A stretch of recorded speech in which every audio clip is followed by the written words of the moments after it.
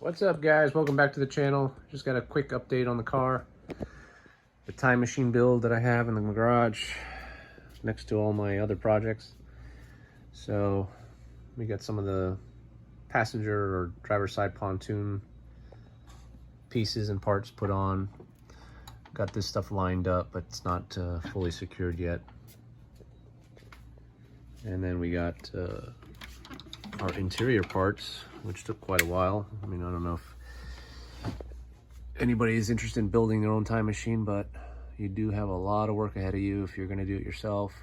That's why a lot of these builders charge a lot of money. A lot of measuring, a lot of parts building. All the stuff you see in front of you here is put together by hand. I did buy the flux capacitor online from a very well-known builder, and the SID on the right there, which lights up like a Christmas tree. Bought that online, fully functional. I did get that torn blower from a buddy of mine, Mr. Bruce Coulomb himself. So, but the rest, you know, put together by yours truly here. Got a few more things to put together. We got our parts and pieces for the plutonium chamber put together. And here I'm working on a couple other things. I got the high voltage regulator I got to put together, movie magic wise, you know. It goes on top. It's going to end up looking like this one over here. And then what else we got? I am trying to experiment a little bit with molds. I just poured this one for the gold medical heatsink that's on the back of the car. So I'm gonna let that cure overnight. I did make some resin castings of the some of these elbows that are hard to get online. What else? That's what this one is. This one's really tricky. That's what these came out of. So you gotta really be careful when you pour them, and then they're gonna have to be finished a little bit on the edge. I'm sure there's guys that can make these molds a lot better than me, but I don't mind tinkering and experimenting. I was actually thinking about making a resin mold for the heat sink that goes on your radio here, because that's kind of getting harder to find. And there are guys that are replicating them.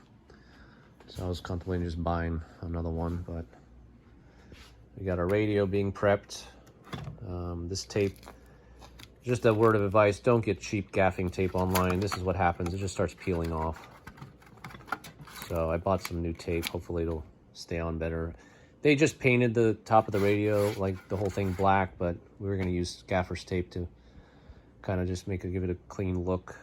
Still got to put together my TFC switch, time circuit switch, control switch. We got our janitrol tank prepped with some minimal things we got to do. This is a real one from an aircraft. I do have one or two more spares of those, but I don't know if I want to sell them yet. Kind of like up in the air with that one. Sorry for the mess. This is a typical busy working man's garage, I think, in my eyes. I mean, I do see very clean garages from my buddies, but I'm in and out, in and out, in and out, and I have a hard time organizing and keeping the place clean. But I'll try to fix that bad habit soon. That's about it for this update. It's a quick, short video. Trying to get a few more things done to get this car ready for flux boxes and flux bands to be put on. The rear vents are in my container outside, which I have to put together basically and put a few components on them to kind of get it looking like this one. And of course I need to flush the cooling system still, put some fresh radiator fluid in it. It runs fine now. Ever since I realized that I had a bad gator clamp, giving me false, not giving me power to the fuel pump. Anyway, hope you enjoyed this short video. See you soon.